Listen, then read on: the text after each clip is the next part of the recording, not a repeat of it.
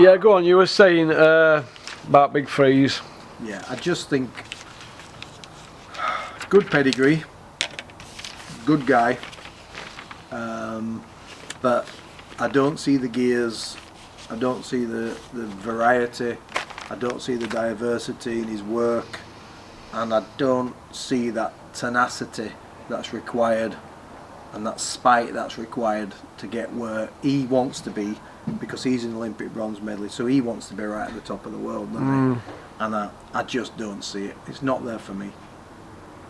Well, when you look, when you're one punch away from losing a DQ to Dave Allen after 6 rounds, and you're Olympic bronze medalist, and Dave's been out 50 months and had 4 guys who didn't have winning records, I think you've got a problem really if you're Olympic bronze medalist. Because if you put him in with Wilder Olympic bronze, look at what he was doing after 8 fights. Wilder all 8 KOs. I think you've got to, no disrespect to Dave Allen for the lack of ring time and fitness and probably pedigree. If you're a real serious challenger, a real serious fighter coming up, you've got to get Dave Allen out there in 3 rounds, haven't you? Got to be out there. Got to get him out there in 3 rounds. Dennis trying to get the rematch. Are they going to get a rematch, yes or no? Will board stand firm? No broadcaster will put that fight on. It doesn't matter what the board say. There's no broadcaster would show that rematch. Won't give it airtime. Yeah. Who does Big Fraser fight next then now? Where does he go from here now? Probably more tried and tested heavyweights we've heard of, but they're not massively dangerous. The one thing you can say as well, and with the Wack fight and the Allen fight, and people say these guys are durable guys, is he's not really for his size, 19.5 stone. He's not really looking much of a puncher either, is he, Fraser? He's just not looking. You gotta have attributes that are going to carry you all. Like look at Deontay Wilder, yeah. Not a great ring IQ, not the slickest of fighters, massive puncher. Tyson Fury can do it all. Usyk technically brilliant. That these guys all generally, if you look at the people become the best in the world, they have attributes that are outstanding, don't they? Yeah. You know, it doesn't matter if you like, Canelo, Charlo, BTBF, whatever. They all have attributes that are outstanding. Now, I said if you look at Fraser Clarke, there's no outstanding attribute, is there? No. It's all a bit 6 out of 10 across the board. 6 out of 10 might get you a vacant European, or it might get you in a top 20, top 15 in the world with the right fights. But 6 out of 10 across the board ain't going to get you to the summit of heavyweight boxing. It's just not. You got to do something outstanding. Yeah. And he doesn't do anything outstanding. Okay. Right. So overall, what would you give the show then last night, Julian? A 6. A 6. So does Ben Shalom know what he's doing then? Because he got the Sky deal after 4 shows? Was it on his own? Ben Shalom's very similar to me to Simon Jordan. A couple of years ago, I thought I've got hopes for these guys. They're new. They're coming on the scene. They're going to make a bit of noise. We've got the tired old cliches and the tired old promoters and managers we've seen forever. These guys are going to shake things up. And the Sky matchmaking's been disappointing. The Sky frequency's been less than enthralling. And I think Ben Shalom's been rattled as well. He's become somebody, whilst he's quietly spoken, he's not even that great now in front of the media, is he? Whenever you see him in front of IFL or social or whoever, he's just not great. And I'll tell you what I did notice last night, I don't know if anybody else noticed this. You know me, I always say this all the time, I always study body language. It was really annoyed when Florian Marcoux was talking about, he didn't out and out say he's not been matched enough, but he was talking about his inactivity and frustrations, and I want big names. And Ben Shalom was kind of on the sidelines, and I was studying him, and he was like that, and he was gritting his teeth, and he was looking a bit embarrassed because it was almost an attack on Ben Shalom.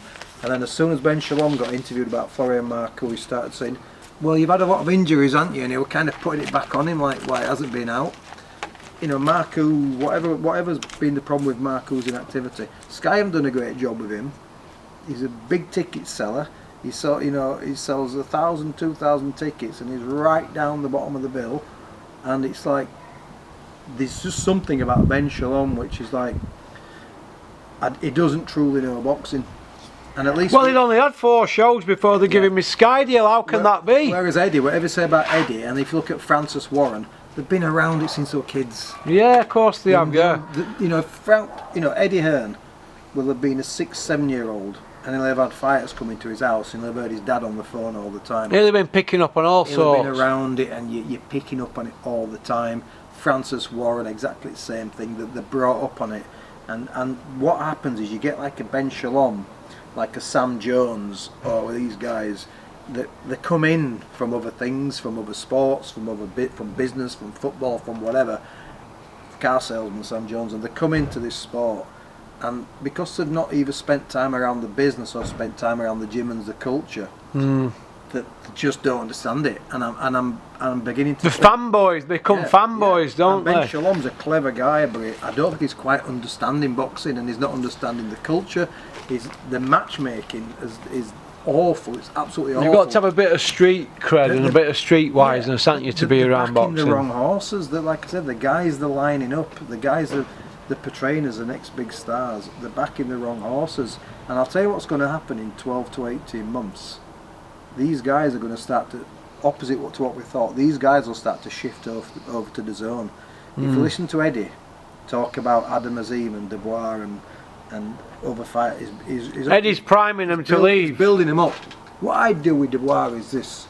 Adam Azim, he looks fantastic, does this kid. He's priming them, he's building them up. He's putting pressure on Frank and Andy Ailing not to go for that rematch because they want it for Ergovic, and all the while stick it knife on him saying, well, why would you want to put him in with Usyk anyway when he's just lost every round and you'll finish him off? Eddie knows what to say, and he's out manoeuvring them, and we might be critical of Eddie Hearn, but he's just think he's too much for all these guys. It's too much for Simon Ward. Has Simon Jordan had his wings clipped?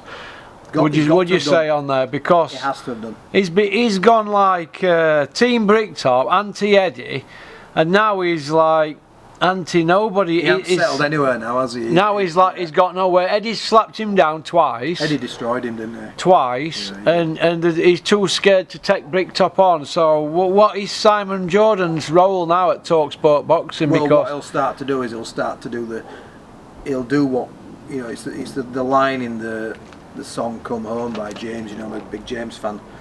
You become the kind of man you're always hated. And there's a truth about that in us all, that sometimes you become the kind of man you always hated. And what Simon Jordan will do now, because he's gone up against Hearn, got battered, right? Right, his depth, he had a go. But he got battered. He didn't know his onions, did he? No, and it was poor, and you could see when he went against Eddie that it was personal.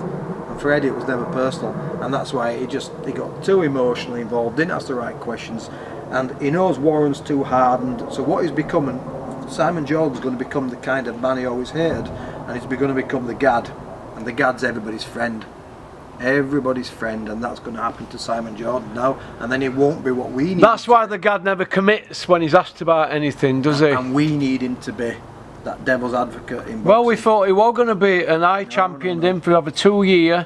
Didn't ask Simon Jordan, how you're watching, for over 2 years, and he's become a wet drip. Yeah, I think he's a good man. He's a man of integrity. He's a good man, or a good man? He's a good man. He's a man of integrity. Good person, yeah. But I think listen, you can be in business as much as you want, but boxing's different level, and it's cutthroat, isn't it? Oh, it's my savage. God. It's savage. I couldn't take it, I had to get out. It was disappointing seeing Dennis there, high-fiving people. I know what his personal opinion is about certain people. I saw him high-fiving and groove pugging. Dennis, you should be embarrassed.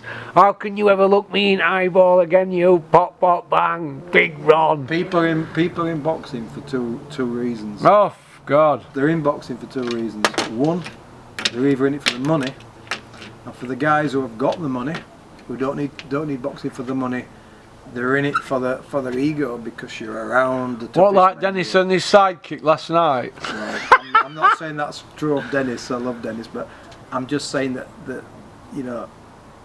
or you're in it. I'll tell you what, you'll add a third one in there. Or you're in boxing because you absolutely love it and you're addicted to it. But I think I think there are certain people like Bob Arum. All right, Bob loves the money, but it's all they know, isn't it? Frank, it's all Frank Warren knows. But I don't know. It's a funny sport full of fragile men. Now we're allowed to say fragile people. Of course we are, yeah. Fragile men and women. It's a funny sport full of very fragile people. I've been around it a long time, and it becomes a bit of a pissing contest as well, doesn't it? And it's a strange sport, is boxing. Maybe all other sports are the same. I just haven't been exposed to them. I don't know. Right. Okie dokie. And we'll go on to the next part.